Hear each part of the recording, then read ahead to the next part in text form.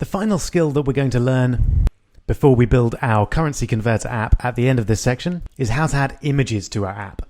So images are obviously a core way of making your app more attractive and interesting to the user, and they're pretty easy to add in Android Studio. So first off, we're going to need some images to add. So I'm going to jump over to Google Images and just search for some images of cats. Why not? And I think I'll go for some clip art cats. And those first two look great. So of course, if you're working with an app you're going to actually use in publication, then you need to be very careful of the copyright status of the images that you're using. But if you're just playing with an app for practice, then downloading an image from Google Images just to test things is perfectly fine. So I control click there or right click on Windows and save image as. And I'm going to save it on the desktop. I'll just call it cat. Now notice this image is actually pretty big. It's a pretty big image, so I might have to resize it before I put it in my app. So this one is 4000 by 5000, which is very big. This one's 500 by 500 or so, which is actually perfectly fine. So I'll save that one. We'll see why we're having two images in a moment. So I'll call that cat2. And then to do the resizing, on Mac, it's very simple. I'm just going to double click on the image. I want cat. There we go. And then tools, adjust size. And then I'll change that to 400 pixels in width. That will make it much smaller and less likely to cause any speed problems within our app. And then I'll just save it and move on. If you're on Windows, you'll need to either just download a smaller image or use some kind of image conversion program to change the image size. And then to import the images, just find them. And then on Windows, you can just drag them into the drawable folder there within the resources folder. But on a Mac, for some reason, you need to copy them to the clipboard. So Command C, and then go over to the drawable folder and then Command V to paste them in. And then we'll just click OK, and then they'll be imported into our project. Excellent. So how do we actually make them appear? Well, back over to Activity Main. And here I'll actually get rid of the 3 items that we've got so far. And I'll bring in an image view. And I'm going to make it align to the top left. And then we'll make it fill parent, both in terms of width and height. There we go. And then we scroll all the way down to SRC, which is short for source. And then we're going to select one of our cat images. So click on the button with the 3 dots. And then go over to the drawable section on the left. And whoop, there they were.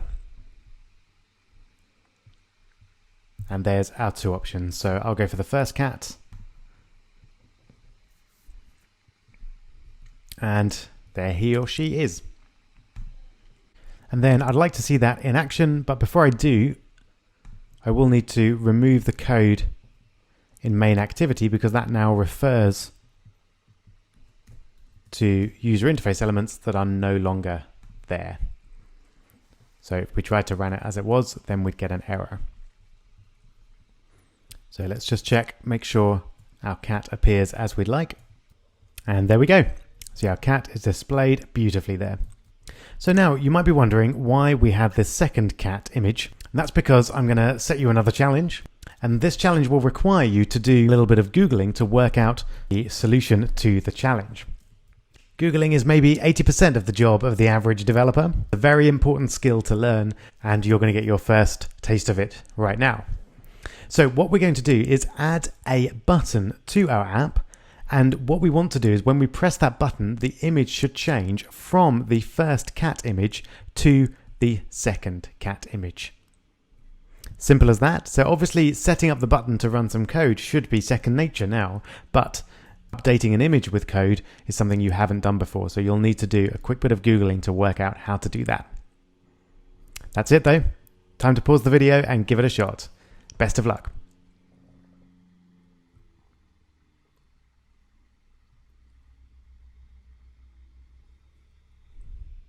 All right, here we go then. I hope you managed to do that. I'm going to start by adding the button in. So I'm just going to drag it over on top of the image view. And I'll change it to new cat. And then I'll just set the on click. Again, I'll call it new cat. And then we'll write the code for the new cat method. So again, public void, because it's not returning anything. New cat, and this is coming from a view. So we'll add that in there. Now, one quick tip before we get into changing the cat image is that when you're setting up something like this, especially if you're going to add some code that you haven't used before, that you're not that confident about, is just set up a quick test to make sure that everything is connected up as you'd want it to be. And then run your app with that code before you do anything too complicated regarding code that you're not familiar with. So while that's running, I'm just going to jump over back to Chrome and do a Google search. So what is it that I want to do? I want to update an image with code. So let's try that. Update image with code, and then we need to specify the platform that we're working on. Usually Android is enough. Sometimes I put Java in there as well, just to be clear. But usually Android is enough. So there we go. How to update or change images of image view dynamically in Android. That looks pretty perfect. You'll notice that, in fact, all of the top 4 results there were on Stack Overflow. If you haven't used Stack Overflow before, you'll definitely come across it. It's a fantastic site where anyone can ask and answer primarily programming questions, but it's actually extended to all sorts of other topics now as well. So if you have a question that you really can't find the answer to, you can actually just post it on Stack Overflow, but make sure you've Googled it very carefully first. Okay, so this looks like the answer to our question. Looks like we're creating an image view, just like we created an edit text in the previous video, using find view by ID, and then this is the key there, set image resource, and then it looks like we find the resource from the drawable folder. Perfect. So I would always look through code fairly carefully to make sure that you understand what it's doing before you use it. Don't just use code blindly. But let's have a quick look then. So does our new cat button work? Oh, I've got an info search in there. There we go. Okay, so everything is connected okay. The advantage of doing that is if your image code didn't work for any reason, then it's hard to know whether you just made a mistake in the setup or whether your code is wrong. So now at least we know that if there's a problem, it will be a problem with the code. So I've pasted that in there. Now obviously we need to update a few things. So we've got our image. We need to find view by ID. So we'll need to give our image an ID. There it is. So I'll double click on the image. I'll call it cat image view. And we'll update all the usages of that within the app. And then over in main activity, we should now be able to find it in r.id.cat image view. There it is. And then we just want to take our image and set an image resource. So we put it in drawable, so we should be able to find r.drawable.cat2. If I select it correctly, there it is. So you see that was predictive. We don't need the extension. It only stores the actual file name.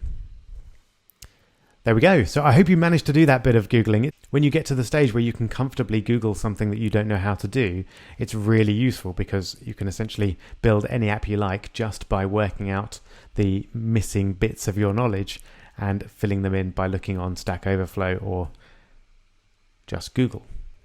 So let's have a look. We should now find that when we tap the button, it updates the image to the second cat. And there we go. One quick final thing before we move on to our challenge is that with images, it's worth knowing that there are different ways to display them within the image view. And you'll find that here in properties near the bottom where it says scale type. And so for example, fit XY will stretch it right to the edge of the container. Fit start will keep it in proportion and align it to the top of the container.